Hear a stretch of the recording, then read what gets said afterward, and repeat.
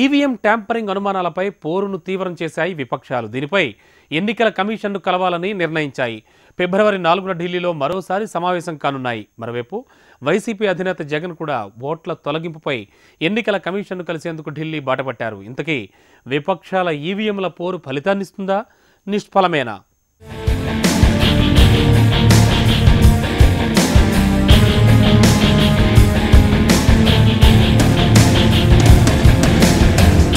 Electronic voting మిషన్ల వినియోగంపై విపక్షాలు పట్టు విడవడం లేదు.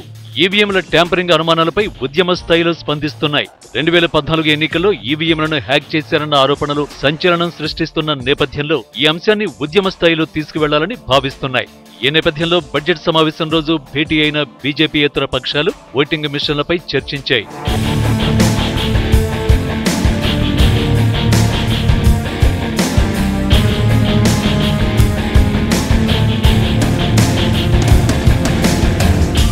ఈవీఎంలపై అనుమానాలు పెరుగుతోన్న నేపథ్యంలో ఎలక్షన్ కమిషన్ను కలవాలని నిర్ణయించాయి విపక్షాలు. ఫిబ్రవరి 4న ఈసీని కలవాలని డిసైడ్ అయ్యాయి. The biggest issue in front of this country today is jobs, where Mr. Narendra Modi, the BJP, have failed completely. So we are going to discuss jobs, agriculture, and the attack on institutions, systematic institutions that the government is carrying out. We've agreed to have periodic meetings on these issues and develop solutions to these problems. The main issue with EVMs is that there is a doubt in the minds of many people in this country about the fairness of the EVM system, and so we want to create a backup system so that people can be certain about what is going on. It is about building the confidence of people in the electoral system. Go to the Election Commission with this document 5:30 on Monday. And we have some proposals, distinct proposals there.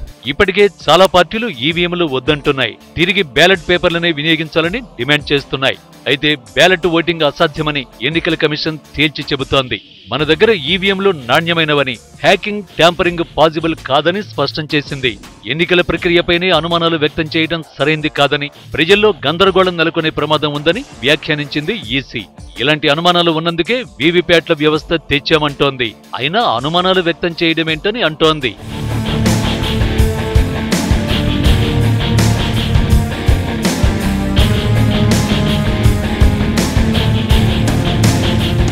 అయితే ballot వద్దు, ఈవీఎంలే ఉండాలంటున్న EC వీవీప్యాట్లు లెక్కించేందుకు మాత్రం అంత సుముఖత వ్యక్తం చేయడం లేదు. తెలంగాణ ఎన్నికల్లో అనేక స్థానాల్లో స్వల్ప తేడాతో ఓడిపోయిన చాలా మంది నేతలు ఏకంగా కోర్టులనే ఆశ్రయించారు. వీవీప్యాట్లు లెక్కించాలని చెబుతున్నా ఈసీ వినడం లేదని, కౌంటింగ్ కు ఆదేశించాలని పిటిషన్ వేశారు.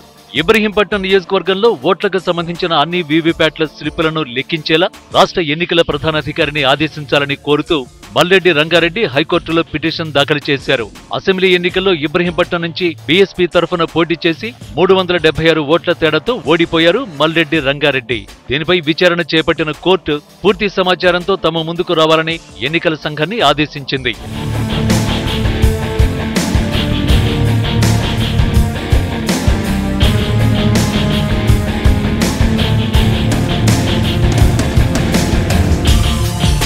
ఇలా ఈవీఎంలపై అనేక అనుమానాలు వ్యక్తం చేస్తున్నాయి విపక్షాలు.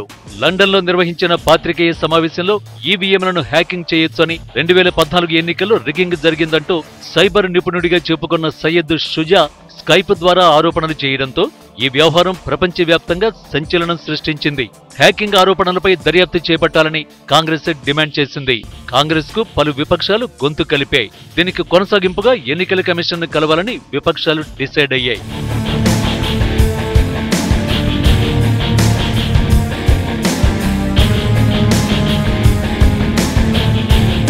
అయితే ఇదంతా కాంగ్రెస్ ఆడుతున్న నాటకంగా బీజేపీ విమర్శిస్తోంది. ఈవీఎంలను హ్యాక్ చేయగలిగితే 3 రాష్ట్రాల్లో బీజేపీ ఎందుకు ఓడిపోయిందని ఎదురు ప్రశ్నిస్తోంది. ఇలా ఈవీఎంలపై అధికార విపక్షాలు విమర్శనాస్త్రాలు సంధిస్తున్నాయి. విపక్షాలకు సమాధానం ఎలా చెప్పాలో అర్థం కాక ఈసీ తల పట్టుకుంటోంది. మరి ఫిబ్రవరి 4న తనను కలిసే విపక్షాలను ఈసీ ఎలా సముదాయిస్తుందో చూడాలి.